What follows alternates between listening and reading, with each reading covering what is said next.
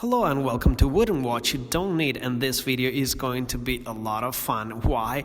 Well, because this is the first video I ever shot for the channel, even before coming up with the idea of creating a YouTube channel. And the thing is that I had just bought the replacement bezels and straps for not one but two Casio G-Shocks G-2900 that I had bought used.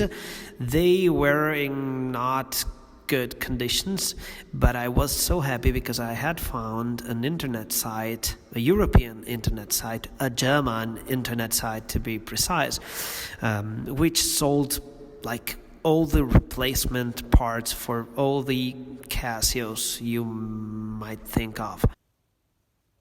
I contacted them, telling them, I'm gonna make a video talking about the products that I bought on your site. Would you be interested in some kind of collaborations? They said, that they don't need any more advertisement, but you know what? I'm gonna tell you the name of the site anyway. In the meantime, you can see that the bezel of this Casio G-2900 was pretty roughly used, a lot of scratches. Of course, it had accumulated some dirt along the years. But just to go back to our internet site, the site is menot.com, but don't be afraid, I won't do the spelling here. I will just put a link below. Here, have a look at the strap. I mean, it still was a usable strap, but it has scratches. It is a bit worn out, and of course it had some arm cheese from another person who lived, 500 miles from my place, or maybe a bit less, who cares. But I bought this on some kind of a Craigslist.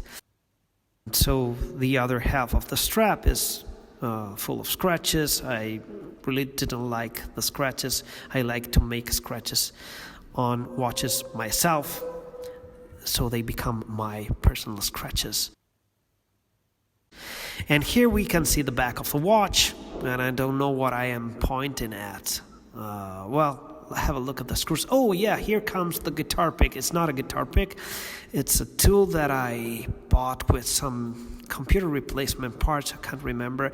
And this is the first try of me trying to take off the bezel, and as you can see, I was kind of clumsy, or at least clumsier than I am now in my shootings. So oftentimes the things that I wanted to show on camera was not actually shown on camera, was outside of the view of the viewer. But now, after having chosen a new tool, like that black kind of stick, and having found the right spot where to apply pressure, I did succeed in taking the bezel off, and here is the G2900 without the bezel. As you can see, the pushers, they are plastic pushers. I like them, and when you take the bezel off, they can like twist and turn. And when you have to put the new bezel on, you will have to pay attention for the pushers to be pointed in the right direction, because they are not symmetrical. They're not like perfectly round. They have some kind of an arrow point shape to them. This is the brand new bezel that I bought on the site menot.de, if I'm not mistaken. And here is what I was talking about earlier on. The pushers, they have to be correctly pointed.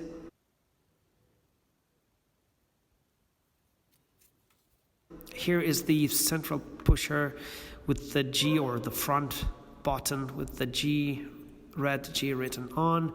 This is dedicated to the light. And here is me trying to, for the first time, to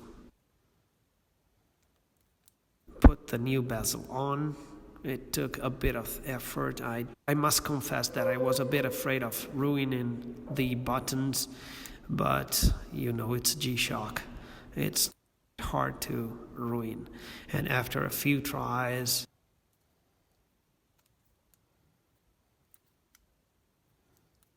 here is the click. Yeah, Is it? Oh, I had to use the tool again. Yes, in order to put the pushers in the right direction, I had to use this tool. Yes, I heard the first click. No, I heard another click. And now it's the central button, the front button that needs redirecting, sort of. And here it is. Let's hear it click. Yeah, come on, click, click. Yeah, that was a very satisfying click. Now it says password, and as I said in my previous video, I don't know the password to access the e-data bank, and neither did the previous owner whom I contacted via email. He told me I didn't even know that this watch could store some data. Here is the watch, how it looks with the new bezel. The buttons are perfectly aligned. I mean, it looks like new. Yeah, the crystal has some scratches. I did try to buff them off with some polywatch. And here are the small tiny screws and one lug. I had to buy, I think, a couple of new lugs and also some tiny screws from the aforementioned side. The second lug was missing. The lugs are good quality. Oh, and here, have a look at how you put the new screws on, or well, how you replace the screws. First half turn has to be counterclockwise, and then you turn it like a couple of times and never force it, never over tighten it clockwise. Same thing with this screw here, counterclockwise, the first half turn, and then down clockwise until it's tight, but not too tight, of course, because counterclockwise and then clockwise, because it's a plastic bezel, so you could ruin it with the metal screws. Well, you can have the wrist strut, and yeah, we are at the end of our video. And if you like this video, put a like, subscribe to the channel if you haven't subscribed yet. And look, a G-Shock, it looks brand new.